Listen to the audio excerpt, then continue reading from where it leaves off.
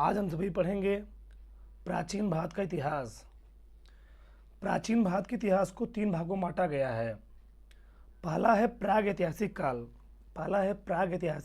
काल, दूसरा क्या है आद्य ऐतिहासिक काल और तीसरा है ऐतिहासिक काल। प्राग ऐतिहासिक काल किसे कहते हैं? ऐसा काल जिसमें ना तो मनुष्य लिखना जानता था और ना ही पढ़ना जानता था, उसको हम लोग कहते हैं प्राग ऐतिहासिक काल कहते हैं। आद्य ऐतिहासिक काल, जिस काल में मनुष्य लिख तो लेता था परंतु उसे पढ़ नहीं पाता था, उसको हम लोग कहते हैं आद्य ऐतिहासिक काल। अगला है ऐतिहासिक काल, जिस काल में मनुष्य लिखी हुई चीज़ों को पढ़ भी लेता था, उसी को हम लोग कहते क्या है ऐतिहासिक काल। अब जो प्राग ऐतिहासिक काल है इसको 3 भागों में बांटा जाता है। कितने भागों में? 3 भागों में। पहला क्या है पुरा पाषाण काल, दूसरा है मध्य पाषाण काल और तीसरा क्या है नवपाषाण काल। अब इस पुरा पाषाण काल को भी 3 भागों में बांटा जाता है।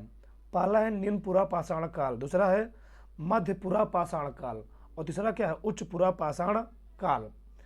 अब निम्न पुरा पाषाण काल क्या था? जिस काल में मनुष्य ने आग की खोज कर ली, तो आग की खोज मनुष्य ने किस काल में की थी? तो निम्न पुरा पाषाण काल में। किसमें? निम्न पुरा पाषाण काल में की थी।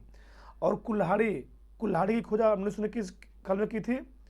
निम्न पुरा पाषाण काल में। यानी निम्न पुरा पाषाण काल में आग की खोज हो गई, कुल्हाड़ी खोज हो गई, बिदाड़ी, खंडक और पेबुल, तो ये सब किस काल के साक्ष्य हैं?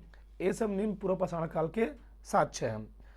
अगला है मध्य पुरा पाषाण काल। तो मध्य पुरा पाषाण काल क्या था? मध्य पुरा पाषाण काल के बारे में हमको ज़्यादा गतिविधियों का साक्ष्य नहीं मिला है। ठीक।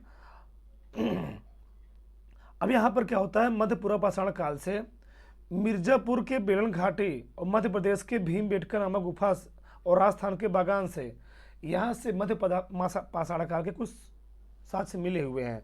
मध्य पुरा पाषाण काल के यहाँ से कुछ साक्ष्य मिले हुए। कहाँ से? मिर्जापुर के बेलन घाटी और मध्य प्रदेश के भीमबेटका गुफा से और राजस्थान के बागान से, यहाँ से मध्य पुरा पाषाण काल के साक्ष्य मिले हुए हैं। अगला है उच्च पुरा पाषाण काल। तो उच्च पुरा पाषाण काल क्या था? अगला क्या है उच्च पुरा पाषाण काल। तो इस काल में मनुष्य ने दीपक का उपयोग करना सीख लिया था। युद्ध एवं नृत्य की गतिविधियों उसको जानकारी मिल चुकी थी। रंग एवं चित्रकारी बनाने लगा था। बेलन घाटी के लोहदा नाले से मातृ देवी की मूर्ति प्राप्त हुई है। कहाँ से? बेलन घाटी के लोहदा नाले से मातृ देवी की मूर्ति मिली हुई है। यांत्रिक लीवर प्रणाली का प्रयोग करना सीख गया था मानव। ठीक। और एमपी के सिंधी जिले के बागौर से पूजा का साक्ष्य मिला हुआ है। कहाँ के?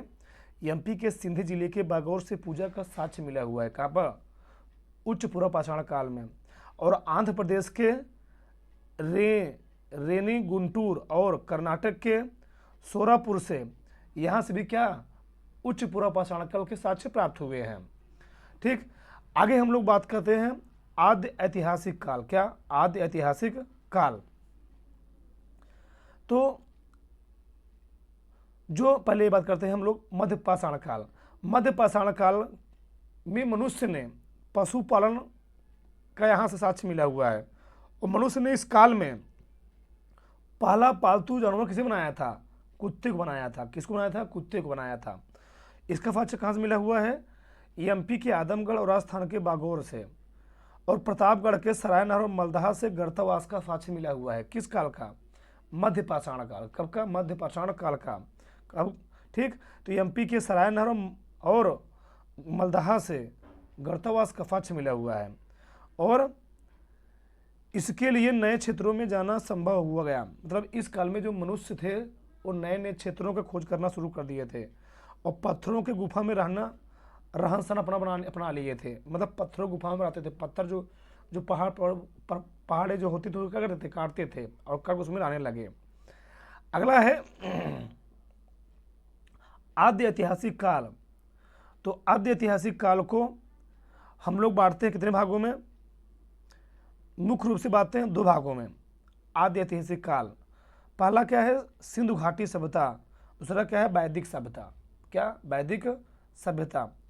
तो सिंधु घाटी सभ्यता में हम लोग जानते हैं सिंधु घाटी सभ्यता में ये बहुत क्या थी? विशाल सभ्यता थी सिंधु घाटी सभ्यता। आगे हम लोग इसके बारे में विस्तार से पढ़ेंगे सिंधु घाटी सभ्यता क्या थी।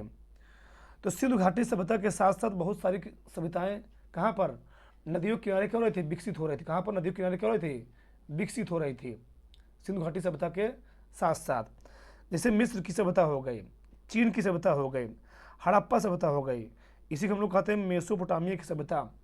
ये सभी सभ्यताएं नदियों किनारे क्यों धीरे धीरे विकसित हो रही थी।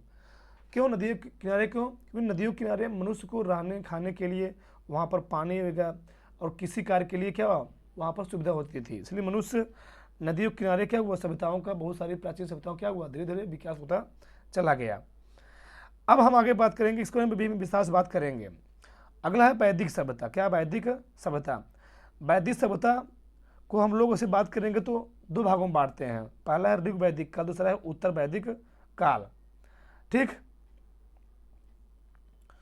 अब यहाँ समझने वाली बात यह है, जो ऋग वैदिक काल है, क्या ऋग वैदिक काल, ऋग वैदिक काल को हम लोग बांटते हैं तीन भागों में, चार भागों में। पहला है ऋग्वेद। क्या है ऋग्वेद, तो ऋग्वेद में 10 मंडल हैं, ध्यान रखिए। ऋग्वेद में 10 मंडल, 1028 सूक्ति है, 10,462 ऋचाएँ हैं। किसमें, ऋग्वेद में। ऋग्वेद में कितने, 10 मंडल हैं, 1028 सूक्त है, 10,462 ऋचाएँ हैं।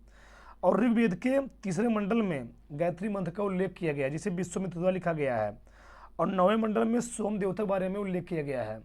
ऋग्वेद के 9वें मंडल में सोम देवता के बारे में बताया गया है। और 10वें मंडल में 4 वर्ण पुरुष सूक्त जो होता है उसके बारे में बताया गया है 10वें मंडल में।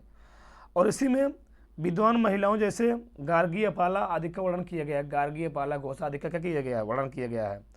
और 10वें ऋग्वेद के 7वें मंडल में 10 राज युद्ध के बारे में बात किया गया है, जो रावी नदी तट पर लड़ा गया था, जिसमें सुदास के जो गुरु थे, सुदास की तरफ से वो वशिष्ठ थे। और 10 जनों के बीच जो गुरु थे वो थे विश्वामित्र। कौन थे, विश्वामित्र थे। तो मतलब इन दोनों के बीच में क्या हुआ था, रावी नदी तट पर एक भीषण युद्ध हुआ था। आगे ऋग्वेद में इंद्र का 250 बार उल्लेख किया गया है, और अग्नि का 200 बार, और गाय का 176 बार उल्लेख किया गया। किसमें, ऋग्वेद में। ध्यान रखिए ये चीज़। आगे सोमयज्ञ का वर्णन सर्वाधिक बार कहाँ मिलता है, ऋग्वेद में मिलता है। सोमयज्ञ का वर्णन सर्वाधिक बार, केवल एक अनाज का उल्लेख यानी जौ का उल्लेख ऋग्वेद में किया गया है। यानी पूछा जाएगा जौ का उल्लेख सबसे पहले किस वेद में किया गया था, तो ऋग्वेद में। आगे है यजुर्वेद। यजुर्वेद क्या है, यह कर्मकांड प्रधान वेद है। क्या है, कर्मकांड एक प्रधान वेद है। कौन सा, यजुर्वेद। यह एक ऐसा वेद है जो गद्य और पद दोनों में लिखा गया। कौन सा, यजुर्वेद। यजुर्वेद कैसा है, यह गद्य और पद दोनों में लिखा गया है। पूजा एवं बलि के समय मंत्रों को इसमें उल्लेख किया गया। किसमें, यजुर्वेद में। यज्ञ करने की विधि का वर्णन किया गया। किसमें किया गया है, यजुर्वेद में। लोहे का सर्वाधिक उल्लेख किसमें मिलता है, यजुर्वेद में ही मिलता है। ध्यान करिए, तो लोहे का सर्वाधिक उल्लेख किस वेद में मिलता है, यजुर्वेद में मिलता है। इसका अंतिम भाग उपनिषद कहलाता है। किसका, यजुर्वेद का। तो यजुर्वेद क्या है, यह कर्म कांड प्रधान वेद है। यह गद्य और पद दोनों में लिखा गया। पूछा जाता है कि ऐसा कौन वेद है जो यह गद्य और पद दोनों में लिखा गया था, यजुर्वेद। पूजा एवं बलि के समय इसमें मंत्रों का उल्लेख किया गया है। यज्ञ करने की विधि का वर्णन किया गया है। लोहे का सर्वाधिक उल्लेख यजुर्वेद में ही मिलता है। ध्यान रखिए ये चीज़। अगला है सामवेद। तो इसमें क्या है, इसमें 1549 ऋचाएँ हैं। इसको भारतीय संगीत का जनक कहता है, और गायन वादन का उल्लेख इसी मिलता है। ठीक, ऋचाओं का संग्रह सामवेद कहलाता है। ऋचाओं का संग्रह सामवेद कहलाता है। गीता में श्री कृष्ण ने स्वयं को क्या बोला है, सामवेद कहा है। ठीक, अगला है अथर्ववेद। क्या है, अथर्ववेद है। तो अथर्ववेद में इसमें जादू टोना, रोग निवारण, साप वशीकरण, प्रायश्चित, विवाह, राजकम आदि के बारे में उल्लेख किया। किसमें किया गया है, ये अथर्ववेद में, इसमें अथर्ववेद में किया गया है। और अथर्वा क्योंकि ये अथर्वा ऋषि द्वारा लिखा गया इसलिए इसका नाम क्या पड़ा है, अथर्ववेद पड़ा हुआ है। इसमें 20 अध्याय हैं, 6000 मंत्र हैं। इसमें 6000 मंत्र हैं और 731 क्या है, सूक्त हैं इसमें। सबसे बाद का वेद कौन सा, अथर्ववेद ही है। और सभा और सम्मति का उल्लेख भी किसमें किया गया है, अथर्ववेद में किया गया है। अथर्ववेद में ही राजा परीक्षित का उल्लेख मिलता है। ध्यान रखिएगा, तो अथर्ववेद में क्या मिलता है, राजा परीक्षित का उल्लेख मिलता है। आगे उत्तर वैदिक काल। उत्तर वैदिक काल में हम लोग किस में बात करते हैं, आर्य के बारे में। किस बारे में बात करते हैं, आर्य। तो आर्य सबसे पहले कहाँ आए थे, भारत में पंजाब में बसे थे। कहाँ बसे थे, पंजाब में बसे थे। इनकी जो आर्य भाषा थी वो क्या थी, संस्कृति थी। इनका जो पेय पदार्थ था वो था सोम रस। क्या था, सोम रस। इनका मुख्य व्यवसाय पशुपालन था। क्या था, पशुपालन था। आगे इनका जो प्रिय पशु था घोड़ा था। आर्य का अर्थ होता है श्रेष्ठ, क्या होता है, श्रेष्ठ होता है। निवास कहाँ था इनका, सप्त सिंधु प्रदेश में था। जो आर्यों के जो प्रिय देवता थे, सबसे मतलब फेमस जो देवता थे, ठीक, वो कौन थे, इंद्र थे। इनको हम लोग कहते हैं युद्ध का देवता, इंद्र को हम लोग क्या बोलते हैं, युद्ध का देवता बोलते हैं। आर्यों ने सबसे पहले क्या खोजा था, लोहा, पूछा गया कई बार। आर्यों द्वारा खोजी गई सबसे पहली धातु कौन थी, लोहा थी। और इंद्र को आर्य लोग कहते थे वर्षों का देवता, वर्ष मतलब वर्षा का देवता बोलते थे, पुरंदर इंद्र को कहा था, इंद्र को ही। ठीक, आगे आगे हम लोग बात करेंगे नवपाषाण काल। क्या, नवपाषाण काल। तो ध्यान रखिए, आग का जो खोज किया गया था वह निम्न पूर्वपाषाण काल में किया गया था, लेकिन आग का जो व्यापक उपयोग किया गया, मतलब मनुष्य ने जो आग का व्यापक उपयोग किया था वह किया था नवपाषाण काल में। मतलब मनुष्य यहाँ पर आग के बारे में जानकारी तो हो गई थी, लेकिन उसको यहाँ पर उसका उपयोग, उससे क्या पकाया जाता है, क्या बनाया जाता है, क्या तैयार किया जाता है, उसके बारे में जानकारी उसको नहीं थी। यानी आग का जो व्यापक उपयोग किया गया, कब किया गया था, नवपाषाण काल में किया गया। कृषि कार्य का प्रारंभ किस काल में किया गया था, नवपाषाण काल में। और मनुष्य इस काल में भोजक संग्राहक हो गया एवं उत्पादक बन गया था। महगढ़ा के बेलन घाटी क्षेत्र से पशुपालन बड़े दरवाजे का साक्ष्य मिला हुआ है। कहाँ के, महगढ़ा के बेलन घाटी क्षेत्र से पशुपालन का साक्ष्य मिला हुआ है। इस काल में पहिए का आविष्कार होने लगा। क्या, पहिए का आविष्कार होने लगा। और इस काल में मनुष्य के साथ कुत्ते को दफना जाने का साक्ष्य मिला हुआ। कहाँ से, बुर्ज कश्मीर से। यदि किसी जो कुत्ता, उसका मालिक मर गया, जब मालिक मर गया, मालिक दफना दिया गया, बाई चांस कुत्ता भी मर जाता है, तो जहाँ पर मालिक दफनाया होता था ना, उसी बगल में क्या किया जाता, कुत्ते को भी दफना, यानी कि जिंदा दफना दिया गया। ठीक, बिहार के चिराग से हड्डी का साक्ष्य मिला हुआ है। कहाँ से, बिहार के चिराग से हड्डी का साक्ष्य मिला हुआ है। कब का, नवपाषाण काल का। और किसी को जो साक्ष्य मिला हुआ है, मिला हुआ मेहरगढ़ यानी पाकिस्तान से। और ध्यान रखिएगा, आदमी द्वारा जो पहली फसल उगाई गई थी वो थी जव, फिर गेहूँ थी। और कपास की खेती के यहाँ से साक्ष्य मिला हुआ। कहाँ से, नवपाषाण काल में। विश्व में कृषि का प्राचीनतम साक्ष्य कहाँ से प्राप्त हुआ है, फिलीपींस से। कहाँ से, फिलीपींस से। इलाहाबाद के कोल्डिहुआ से धान का साक्ष्य मिला हुआ है। कहाँ से, इलाहाबाद के कोल्डिहुआ से धान का साक्ष्य मिला हुआ है। ठीक, और कृषि का प्रथम साक्ष्य कहाँ से मिला, मेहरगढ़ पाकिस्तान से मिला हुआ है। और नई खोज के अनुसार जो धान का साक्ष्य मिला हुआ संत कबीर नगर इलाहाबाद के पास में ही पड़ता है, प्रयागराज। और सबसे मेन प्रश्न यह है, रॉबर्ट ब्रूसफुट को प्रागैतिहासिक काल का जनक कहा जाता है, यानी प्रागैतिहासिक का जनक कहा जाता है, पूछा गया कई बार।